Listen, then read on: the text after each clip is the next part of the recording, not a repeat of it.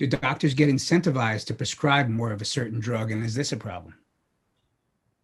So if it's not bad enough that doctors are overwhelmed by the amount of information that they have and they have trouble picking through it to pick out the right information from the bad information, it's even worse that we allow doctors to get paid by drug companies. So there's a whole host of ways. It was Arthur Sackler, the patriarch of the Sackler family, the owners of Purdue Pharma, who came up with the idea back for Pfizer when they were marketing an antibiotic in the late 50s. Why don't we develop a speakers bureau? Why don't we come out and send salespeople out? A speakers bureau is a great idea. So you have a drug that comes out, it's for new heart disease, or it's for diabetes or cholesterol. And then you go to a group of doctors who are your highest prescribing doctors, not necessarily the best and the brightest, the ones who are prescribing the biggest amount of those drugs. And you say, why don't you become part of our speakers bureau here at Pfizer? We'll pay you $10,000 and you're living up in New York City. So in the middle of February, we'll send you down to Bermuda. That's a pretty good deal. And we have a group of 100 other doctors down there in Bermuda, and you can get paid $10,000 to give a talk and just tell them what your experience is like dispensing this drug.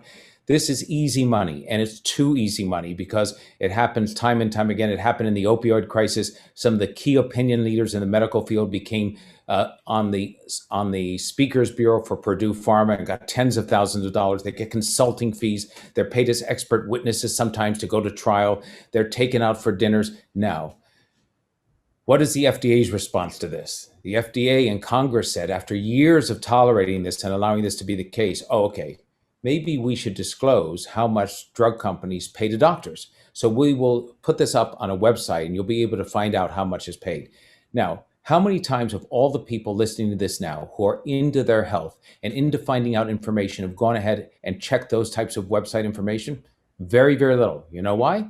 It's not on the front page. You can't find it right away. It's not like doing a Google search. You have to hunt for it because nobody wants to make it that easy to find. And as a result, they pay them through backdoor ways as well. There are plenty of incentives, financial and otherwise, the publication of articles inside major, medical review journals, all types of ways that they get some payback from the drug companies. And that's really unfortunate. It's not viewed as a conflict of interest because we trust doctors to be able to take that money or those benefits and still do the best thing.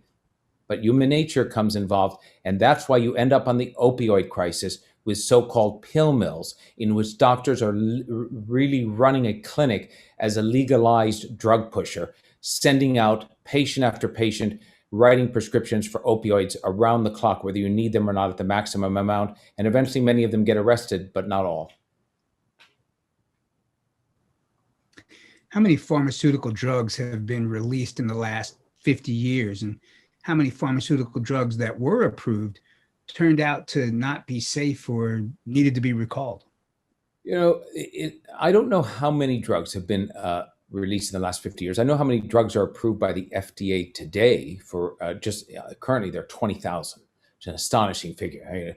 People are stunned at that when they hear it because we think of only the handful of drugs that get the headlines, so the big money drugs and everything else. We forget how many variations of different drugs there are, how many generic drugs there are, how many drugs there are that don't get the big headlines. They're small earners, but 20,000 drugs today. So we're talking many times that if you think of the number of drugs approved over time. And how many have caused problems? Hundreds of those drugs. And here's the important part to remember. I believe you can't really say, okay, this is the number of drugs that have been approved, and this is the number of drugs that have caused problems, because the drugs that cause problems can be life-changing. They can be fatal in many instances, and they differ on how they affect people. So thalidomide was a drug not approved in the US, but in the 50s when it was approved in Europe, it was over-the-counter, a drug meant to treat women who were nauseous and having difficult morning sickness during pregnancies, and turned out to be the worst possible birth defects that came around. What was the effect of hormone replacement therapy? I talk about this in the book that was approved in 1960, really came out by Cyril. So here was a hormone that was supposed to replace what women were losing, estrogen, they thought, from menopause. And a doctor, Robert Wilson, writes a book called Feminine Forever, in which he says, by the way, if you don't want to become a sexual eunuch, you don't want to become withered and dried up and old, you should take estrogen from Wyeth, because it's a wonder drug. It will restore your vitality, your skin, your hair, your sexual vigor. Nobody knows at that time that he's paid by Wyeth to write the book. It becomes a national bestseller. He's subsidized by Wyeth in his office. And it takes 10 years for the public to realize in congressional hearings that Wyeth had much too much estrogen in its original pills, so that women developed breast cancer and blood clots at an alarming rate. And when that information was coming into the company, they hid the information instead of making it public. And the same thing happens with the birth control pill marketed by Cyril, the first birth control pill in 1960, 15 years of reports coming into the company about blood clots and problems with cancers from women because the levels of the hormones in those pills were off the charts. And when this finally disclosed and brought to task, they come up with a reformulated version and pay a big fine. So when we say how many drugs have caused problems over the years, it's tough to quantify it, tough to say how many lives have been affected. But I know this, that in those instances in which drug companies had the early information, hid that information, kept it away from the public, lives were destroyed and ruined in many instances, not just for the person who took the drug and ended up with the side effect or ended up dying, but for the families of those who survived, the walking wounded. I deal with them all the time in the opioid crisis. Mothers and fathers who have lost a son or daughter to opioids because it was overmarketed.